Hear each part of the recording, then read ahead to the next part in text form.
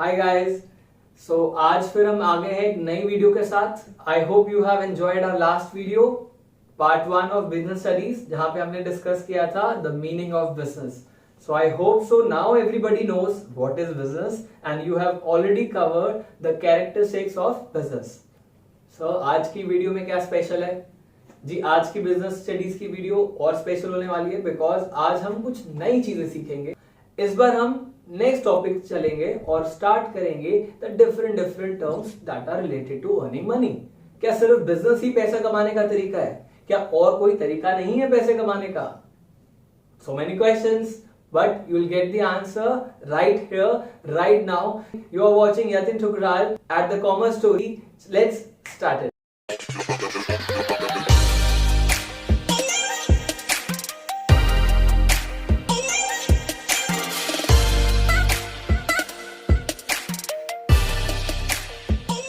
So आज का topic है the difference between the different economic activities.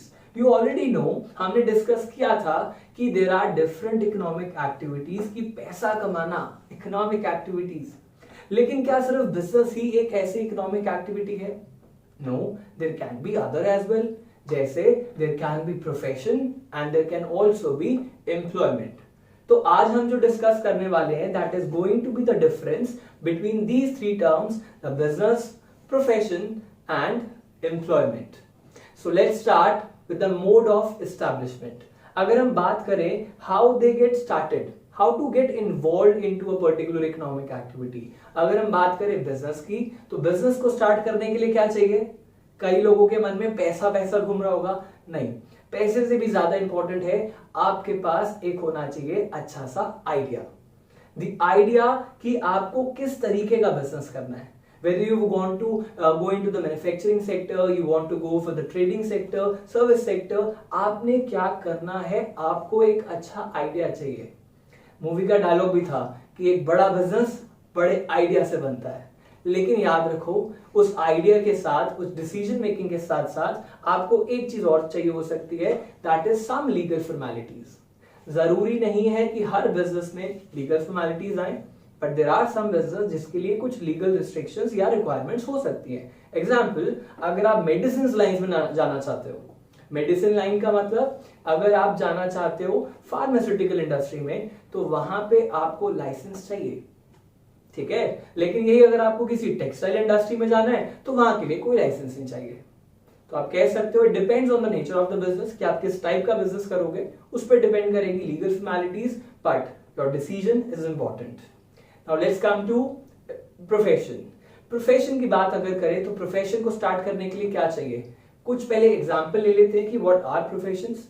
Profession का एग्जांपल है तो we can take the example of doctors, we can take the example of lawyers, we can take the example of chartered accountants. These are all professionals. So इन professionals की अगर बात करें तो how they become a professional, इन profession में enter करने के लिए what they have done. So they have acquired a degree, they acquired a membership of a professional body. Example, every doctor get registered to Medical Council of India. अगर lawyer की बात करोगे तो lawyers also get registered to the Bar Council of India. Chartered accountants की बात करनी है, institute of chartered accountant of India. इस इंस्टीट्यूट यानी कि प्रोफेशनल बॉडी की भी आपको क्या लेनी पड़ती है? मेंबरशिप लेनी पड़ती है। Only then you can start with it. अगर यही बात करें एम्प्लॉयमेंट की, तो एम्प्लॉयमेंट को स्टार्ट करने के लिए क्या चाहिए? सर, हमें चाहिए एक एग्रीमेंट, एक वर्क कॉन्ट्रैक्ट, जिसके बेसिस पे आपकी जॉब या आपकी एम्प्लॉयमेंट फिक्स होती है। जैसे कभी सुना होगा कि कोई जाता है जॉब के इंटरव्यू के लिए और वो इंटरव्यू में जाके सिलेक्ट हो जाता है, तो वापस आके क्या दिखाता है? वो इंटरव्यू के बाद वो अपॉइंटमेंट लेटर लेके घूमता ना, आई हैव बीन अपॉइंटेड, वहां मुझे नौकरी मिल गई। That is your work contract, you can say, that can be your agreement. हालांकि अपॉइंटमेंट लेटर को एग्रीमेंट नहीं मानते हैं। अपॉइंटमेंट लेटर के बाद एक कॉन्ट्रैक्ट कंपनी साइन करवाती है जिसमें सारे टर्म्स लिखे जाते हैं कि किस बेसिस पे आपकी प्रमोशन होगी, किस बेसिस पे पेमेंट होगी, क्या ड्यूटीज रहने वाली हैं, कितने टाइम के लिए आपको कंपनी में रखा गया है। ये सारी डिटेल्स को फिक्स करना, साइन करना इज अ कॉन्ट्रैक्ट। तो याद रहेगा, employment means working for others. तो जब भी आप किसी और के लिए काम करोगे, वहां पे कोई ना कोई एग्रीमेंट या कॉन्ट्रैक्ट होगा। जरूरी नहीं है कि वो रिटन हो, it can be oral also. जैसे अगर आप किसी लेबर की बात करो जो दिहाड़ी मजदूर होते हैं, they are also into employment, wages लेते हैं, लेकिन एक बात आएगी कि जब वो जाते हैं क्या वो कोई साइनिंग कॉन्ट्रैक्ट करते हैं? नहीं, वो ओरल प्रॉमिस पे चलता है। वहां पे काम करने जाते हैं, वो उनको बोलते हैं हाँ भी काम करेगा, इतने पैसे मिलेंगे, हाँ जी साहब जी हम काम करेंगे, बात खत्म। तो it's a promise, verbal promise. Fine, चलो आगे चलते हैं। Let's move to the second point of difference, nature of work. अगर नेचर ऑफ वर्क की बात करें तो सर इनमें क्या फर्क है? आपके बिजनेस के अंदर कुछ भी हो सकता है। Nature of work can be related to goods और service, it can be manufacturing, it can be trading, it can be purely providing services sector जैसे tertiary sector, it can be anything. ठीक है, तो बिजनेस की services और goods दोनों में dealing चलती रहती है। अगर हम बात करें अपने प्रोफेशन की, तो every professional provide you some services. अब सर बिजनेस में भी सर्विसेज, प्रोफेशन में भी सर्विसेज, क्या ये सेम है? No, the services of business are different from that of profession, because professionals की जो सर्विसेज होती हैं they are based on some expert knowledge. तो वो जो आपको सर्विसेज दे रहे हैं that are personalized and that are expert. Example, अगर आप बात करते हो मेडिसिन की, तो मेडिसिन तो आप एक केमिस्ट की शॉप पे जाके ले सकते हो, आप उसको पर्ची दिखाते हो और बोलते हो जी ये डॉक्टर ने लिख के दिया दे दो, वो आपको मैच करके वो सेम मेडिसिन दे देगा, तो उसने आपको गुड्स दे दिए, फाइन। लेकिन सर वो लिख के किसने दी थी? वो लिख के दी थी एक मेडिकल प्रोफेशनल यानी कि डॉक्टर ने लिख के दी थी। तो डॉक्टर ने काफी पढ़ाई करी है, डॉक्टर मेडिकल सर्विसेज में एक्सपर्ट है, he has the expert knowledge of that field, इसीलिए वो आपको मेडिसिन प्रिस्क्राइब कर रहा है ऑन द बेसिस जो भी आपकी प्रॉब्लम थी। तो ये है आपकी एक्सपर्ट सर्विस। एक नॉर्मल बात करें चार्टर्ड अकाउंटेंट की, तो चार्टर्ड अकाउंटेंट भी सर्विसेज दे रहा है, बट उसने पहले बहुत सारी पढ़ाई करी है, उसके बेसिस पे वो आपको सर्विस दे रहा है, fine. These are the some personalized and expert services of professionals. अब अगर हम बात करें बिजनेस की, तो बेटा बिजनेस के अंदर जो सर्विसेज होती है वो थोड़ी जनरल हो सकती है। एग्जांपल, बैंकिंग सर्विसेज, ये जितने भी बैंक है वो कोई गुड्स थोड़ी बेच रहे हैं कि आप बैंक के पास जाके पर्चियां खरीदते हो, चेकबुक खरीदते हो, नो, एटीएम कार्ड खरीदते हो, no, you are just getting services. आप अपने पैसे जमा करा सकते हो, जब चाहे निकाल सकते हो, चेक की फैसिलिटी मिल रही है, these are all the services.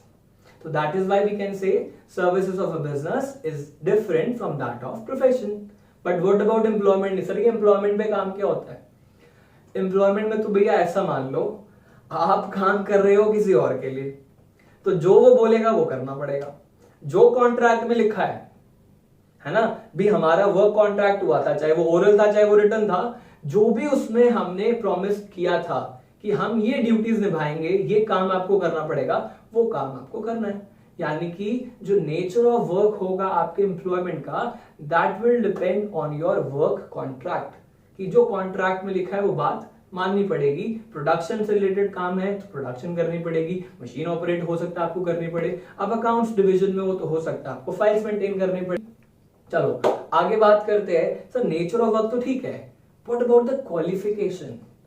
ये प्रोफेशनल, बिजनेस, एम्प्लॉयमेंट, इन सब की क्वालिफिकेशन के बारे में बात करो तो बेटा एक बात याद रखो, जैसे कभी किसी लड़की से उसकी एज नहीं पूछते, ऐसे कभी किसी बिजनेसमैन से उसकी क्वालिफिकेशन नहीं पूछते, बिकॉज वो बिजनेसमैन है, मालिक आदमी है, ओनर है, उससे ज्यादा सवाल जवाब नहीं करने का।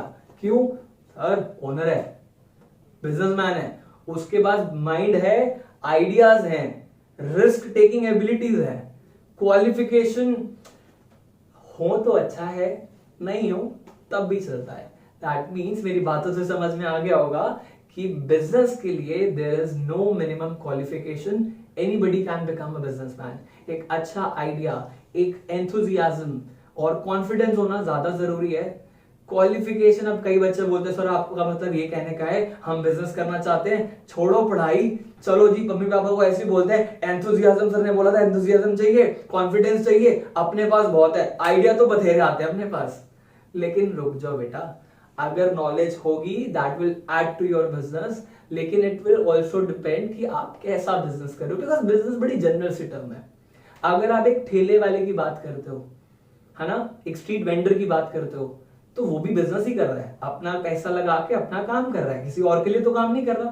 तो याद रखो, अगर हम एग्जांपल लें कि if somebody is having the own store, चाहे वो एक जनरल स्टोर है, चाहे वो एक स्ट्रीट वेंडर है, चाहे वो किसी भी तरीके का कोई भी काम कर रहा है छोटा मोटा, वो भी तो बिजनेसमैन है।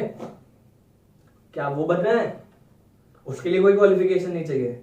लेकिन सर हमारे तो आइडियाज ही बहुत बड़े हैं, हमें एक अच्छा स्टार्टअप चाहिए बहुत बढ़िया सा, और हम रिलायंस को टक्कर देना चाहते हैं। तो भैया अगर बहुत बढ़िया बिजनेस करना है, एक्सपर्ट टीम ऑफ पीपल को आप लोगों को लीड करना है, उनको गाइड करना है, डायरेक्शन देनी है, तो थोड़ी नॉलेज होनी चाहिए। तो क्वालिफिकेशन अच्छी रहेगी, लेकिन क्या क्वालिफिकेशन होनी चाहिए ये आप जानो, आपका बिजनेस जाने, जैसा आपको करना है। चलो now let's come to profession. क्या सर प्रोफेशनल्स में पढ़ाई लिखाई? ना, डॉक्टर्स पढ़ाई लिखाई करते हैं क्या? हाँ करते हैं। कभी डॉक्टर से जाके कभी पूछा किसने कि आपके कितने मार्क्स आए थे? Nobody asked for it, because सबको पता है अगर वो डॉक्टर है तो उसके पास एक सर्टिफिकेट है, यानी कि एक डिग्री है, जो कहां से ली थी? किसी रिकॉग्नाइज्ड इंस्टीट्यूट से ली थी। तो सर उन्होंने लाइसेंस टांग रखा है, एक रिकॉग्नाइज्ड बॉडी से पास हो रखे है, डिग्री ले रखी है, इसीलिए वो आपके क्या है? प्रोफेशनल्स है। तो याद रखो कभी भी कुछ भी करने का, लेकिन किसी प्रोफेशनल की डिग्री पे शक नहीं करने का, बिकॉज वो प्रोफेशनल बना है, इसका मतलब उसके पास डिग्री पक्का है। अगर नहीं है फिर पकड़ लेना उसको, झोला छाप डॉक्टर को। लेकिन हाँ, एक प्रॉपर रजिस्टर्ड अगर मेंबरशिप है उसके पास, दैट मींस उसके पास डिग्री भी है। तो आपको एक अच्छा बढ़िया प्रोफेशनल बनने के लिए क्वालिफिकेशन चाहिए। फाइन, चलो next let's talk about employment.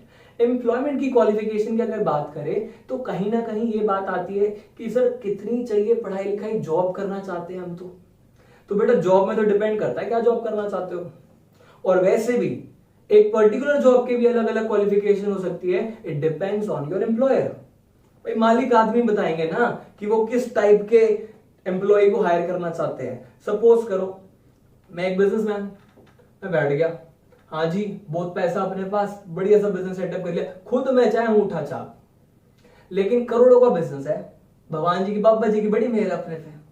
तो हम क्या सोच के बैठे हैं कि जी अपने पास पैसा है, अपना बिजनेस अच्छा चल रहा है, अपने को नॉलेज कम है, तो कोई सी लोगों को पता नहीं चलने चाहिए, हम रखेंगे एक्सपर्ट, मुझे एक अकाउंटेंट चाहिए। अब नॉर्मल अकाउंट्स बनाने के लिए मैं चाहूं तो किसको हायर कर सकता हूं? सर एक बीकॉम ऑनर्स या बीकॉम प्रोग्राम ग्रेजुएट को ले लो, जिसके पास अच्छा खासा टेली चलाने का या कुछ अकाउंटिंग करने का एक्सपीरियंस हो, उसको आप हायर कर लो, अच्छा काम कर सकता है आपके लिए। लेकिन नहीं, अपने पे तो चौड़ा भाई, बहुत पैसा अपने पास। तो हम क्या करना चाह रहे हैं? हम चाहते हैं कि एक सीए को रखेंगे इंटरनल अकाउंट्स बनाने के लिए भी। बाहर एक ऑडिटर चाहिए, कोई बात नहीं, बाद में वो भी रख लेंगे, लेकिन अभी फिलहाल क्या रखेंगे? अकाउंटेंट भी किसी सीए को ही रखेंगे, उससे नीचे छोटी मोटी बात नहीं करनी। प्रोडक्शन का मैनेजर बनाना है भाई, हमें तो आईआईटी वाला इंजीनियर ही चाहिए, छोटा मोटा एम्प्लॉय नहीं चाहिए। तो कौन बता रहा है क्वालिफिकेशन? एम्प्लॉयर। याद रखना, एम्प्लॉयमेंट में जो भी क्वालिफिकेशन रिक्वायरमेंट्स होती है that is based on the employer, कि वो किस टाइप के वर्कर्स को हायर करना चाहता है। सर अगर रिवॉर्ड की बात करें तो पैसा कमाया क्या जाता है? अगर आप किसी बिजनेस में जाते हो तो पैसा कमाते हो, बिल्कुल कमाते हैं, बट उस पैसे की कमाई को बोलते क्या है? What is that income called? It's called profit. हम लोगों को पता है कि भाई बिजनेस करने पे क्या अर्न करेंगे? प्रॉफिट। पूछने वाली बात थोड़ी थी। अब बात करो फटाफट से प्रोफेशन की, कि प्रोफेशन में क्या मिलता है। तो बच्चा प्रोफेशन में आपको मिलती है फीस। आप कभी भी डॉक्टर के पास जाते हो तो आप क्या बोलते हो? सर आपकी फीस कितनी हुई। ये नहीं बोलते आपका प्रॉफिट कितना होगा, ये भी नहीं बोलते आपका प्राइस कितना होगा, किसी दुकान पे थोड़ी गए हैं। तो आप पे करोगे फीस, बात खत्म। चलो अब बात करते हैं एम्प्लॉयमेंट की। अगर कोई एम्प्लॉयमेंट में है तो उसको कैसे अर्निंग मिलेगी? डिपेंड करता है। जो डेली बेसिस पे काम करते हैं, डेली वर्किंग है उनकी, तो उनको मिलती है बेटा वेजेस। लेकिन जो परमानेंट एम्प्लॉइज हैं, जो मंथली बेसिस पे काम कर रहे हैं, दे गेट सैलरी। तो सैलरी और वेजेस में बस इतना ही फर्क है कि wages are paid to the temporary casual labour on daily basis. However the salary is always permanent and salary is fixed, so it is paid to the permanent employees. Fine, चलो अब फटाफट से आगे चलते हैं। After talking about the risk or reward, let's talk about investments. Investments की बात बताओ सर। तो सर क्या बताने की जरूरत है, समझदार हो यार, कॉमर्स लिया, बिजनेस करने वाले बच्चे हो। बिजनेस में इन्वेस्टमेंट सबसे ज्यादा, sir huge investment is required, क्योंकि पैसे के बिना बिजनेस नहीं कर सकते। अब किसी के मन में आ रहा होगा सर अपने को छोटा सा बिजनेस करना है, आपने बोला था स्मॉल बिजनेस हो सकता है, हाँ ना, स्मॉल बिजनेस भी हो सकता है, बट कह सकते हैं कि as compare to the other things, other economic activities, profession और एम्प्लॉयमेंट कंपेयर करो तो हाँ आपके बिजनेस को हमेशा ज्यादा पैसे चाहिए रिलेटिवली। अब बात करते हैं प्रोफेशन की। सर डॉक्टर है, क्लिनिक खोलना है, थोड़ा सा पैसा चाहिए, है ना, बहुत ज्यादा नहीं चाहिए। लॉयर है, अपना ऑफिस खोलना है, फिर थोड़ा सा पैसा चाहिए, तो बहुत ज्यादा इन्वेस्टमेंट नहीं लगती है, a little investment is required. लेकिन अगर आप बात करोगे एम्प्लॉयमेंट की, तो एम्प्लॉयमेंट के अंदर आपको इन्वेस्टमेंट चाहिए ही नहीं। Why? Because you are working not for your self, you are working for others. आप किसी दूसरे के पास जा रहे हो, उसके लिए काम कर रहे हो, तो पैसा वो लगाएगा ना, अपने को क्या है, अपने को तो बस सैलरी काउंट करना है।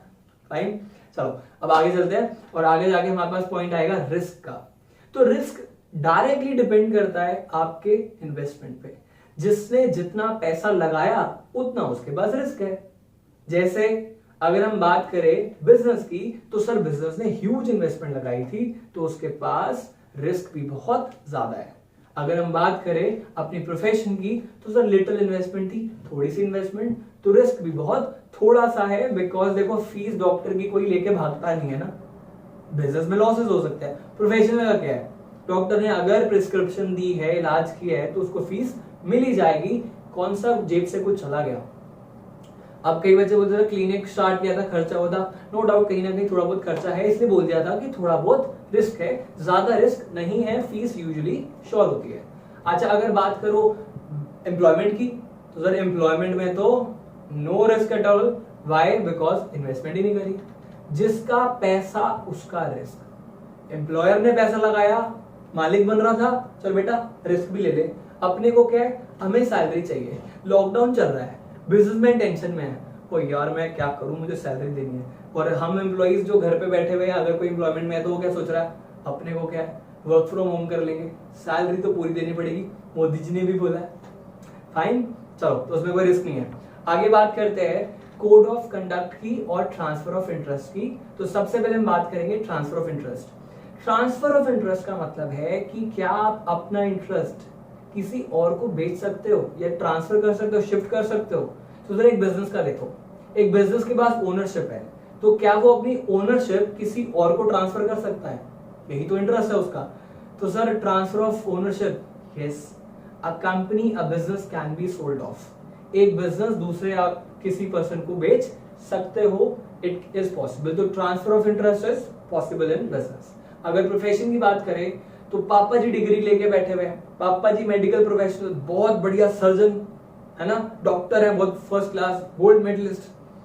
अब बेटा नहीं पढ़ता, तो पापा बोले बेटा कोई बात नहीं, तेरे पापा ने इतनी मेहनत करी है, मैंने डिग्री ले रखी है, तू क्यों टेंशन ले रहा है, मैं क्लिनिक खोलूंगा, तू आई हो, तू भी दवाई देता जाइयो, तू भी डॉक्टर बन गया, आजा। है पापा, ये तो बहुत बढ़िया हो गया। ऐसा नहीं हो गया, पापा जी को जेल हो जाएगी अगर आपको साथ ऐसे बिठा लिया, तुम भी अंदर पापा जी भी अंदर। क्यों सर, डिग्री किसने ली थी, पापा जी ने। पढ़ाई किसने करी है, पापा जी ने। लाइसेंस किसके पास है, पापा जी के पास। तो बेटा जी क्यों जा रहे हैं, बेटा जी जाके कलेक्शन कर ले, वही बहुत है, रिसेप्शन संभाल लो, लेकिन डॉक्टर नहीं बन पाओगे। कहीं सोचो क्लिनिक अकेले बैठा संभाल लेंगे, तो ये आप फॉरवर्ड नहीं कर सकते, it can not be transferred. Employment की बात करो, same goes with employment. Sir employment में तो नौकरी है, अपना थोड़ी कोई बिजनेस है, किसी और के लिए जॉब करते हैं, काम करते हैं। तो मान लो अगर कोई पर्सन है, वो गवर्नमेंट एम्प्लॉय है, एम्बेसी में जॉब लगी हुई है, मजा ही आ गया सर, लाखों रुपए की सैलरी है, मजा ही आ गया, फॉरेन ट्रिप भी मिल जाती है, एम्बेसी के लोग तो बड़े क्लास में रहते हैं। लेकिन बच्चे को बोल सकते हैं, ले बेटा मेरी एम्प्लॉयमेंट मेरे बाद तेरी, पापा आज तक आपने मेरे लिए किया क्या है, जाने के बाद क्या छोड़ के जाओगे, बेटा अपनी नौकरी छोड़ के जाऊंगा, छोड़ सकते हो, इट्स नॉट पॉसिबल। तो ट्रांसफर ऑफ इंटरेस्ट उसमें भी पॉसिबल नहीं है। तो याद रखना, सिर्फ और सिर्फ बिजनेसमैन ऐसा है जो अपना इंटरेस्ट पास ऑन कर सकता है, बेच सकता है, लेकिन बाकी दोनों चीजें पॉसिबल नहीं है, ट्रांसफर नहीं होता। Now the last point comes to code of conduct. Code of conduct का मतलब होता है रूल्स या नॉर्म्स ऑफ बिहेवियर। हम किस तरीके से एक्सपेक्ट करते हैं कि हाउ यू शुड बिहेव एक पर्टिकुलर मैनर। तो अगर बिजनेस की बात करो तो ये बिजनेसमैन को कभी सिखा सकते हो कि उसको कैसे बिहेव करना है। तुम मालिक को बताओगे सर एक बात सुनो, इतनी तेज नहीं बोल सकते सर, सर फिर प्यार से जाएंगे, सर आपसे एक बात कहनी थी। सर बोलेगा हाँ बोलो। सर आप ना बिहेवियर अच्छा नहीं करते, बुक्स में लिखा हुआ है आप वैसा बिहेवियर नहीं कर रहे। मालिक उठा के कंपनी से बाहर फेंकेगा, तो मुझे सिखा रहे हो हैं। तो you can't teach your boss. और वो भी ये बोलेगा don't try to teach your boss, who is the boss here, who is right. याद रखो कि बिजनेसमैन ओनर है, उसको सिखाया नहीं जाता, उसके लिए कोई रूल्स कंडक्ट के बिहेवियर कुछ स्टैंडर्डाइज नहीं है। There is no one, nobody who is regulating the business as it is. तो ऐसा कुछ नहीं है। लेकिन अगर आप बात करो प्रोफेशनल्स की, तो सर वहां पे आपको बिल्कुल बढ़िया एथिकल कोड ऑफ कंडक्ट मिलेगा। एथिकल का मतलब होता है generally accepted by all, which is not hurting the any section of the society.